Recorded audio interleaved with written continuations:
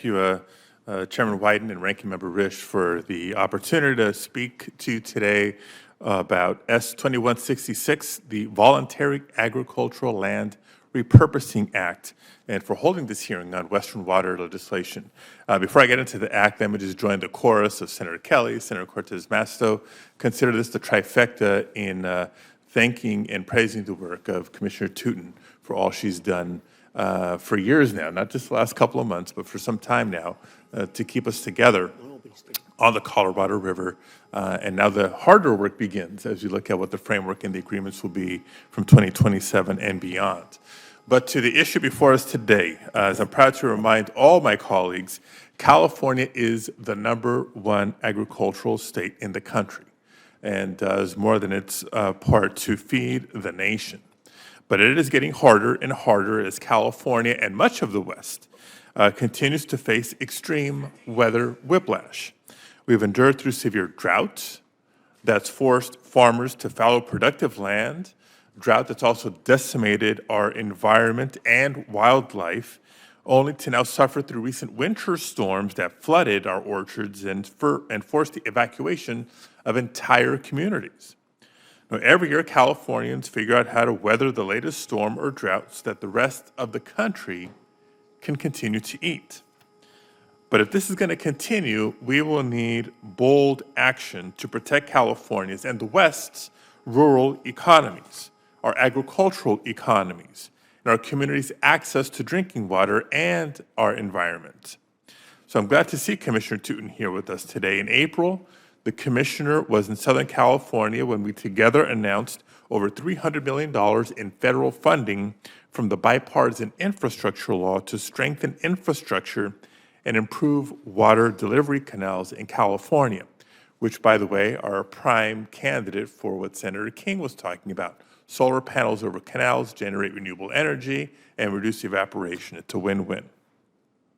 But even with that announcement and that historic funding, and how it will bolster our state's infrastructure, it's clear that a historic long-term mega drought and increasing water scarcity throughout the West is our reality and demands more widespread changes to secure our water supply.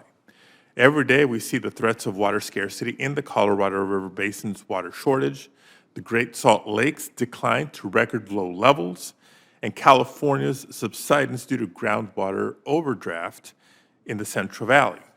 Something's got to change. Now, one tool for the toolbox, but an important tool to bolster drought resilience is to work with our farmers on a voluntary basis. I repeat, on a voluntary basis to retire some agricultural lands, particularly where existing productivity is marginal, or on lands where the opportunity to repurpose can provide other environmental or economic benefits to the surrounding communities or the region.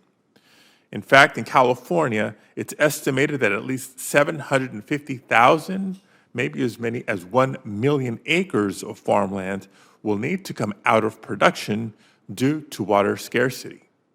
Think about that. 1 million acres being pulled out of agricultural production due to water scarcity. Now, if this land transition is not proactively managed, it could result in increased dust, pests, and weeds, and widespread economic and health impacts in those surrounding communities. And so my Voluntary Agricultural Land Repurposing Act will provide an important tool for states and communities to support the actions already underway to reduce water use in the West and work hand in hand with farmers to transition certain agricultural lands to other uses. Specifically, my bill would authorize funding for states who choose to pilot and implement their own multi-benefit land repurposing programs.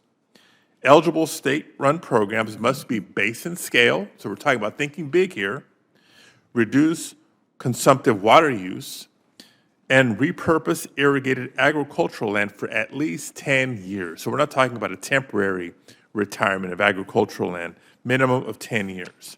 And I can't emphasize enough that this would be completely voluntary, as you've highlighted, Mr. Chairman. This would be voluntary for states who choose to participate or they can choose not to. So again, I believe this is one of many tools that we need to give the Bureau of Reclamation to manage sustained drought so that we have enough water to maintain our agricultural economies for years to come. Thank you again, Mr. Chair, Ranking Member Risch, for allowing me to testify.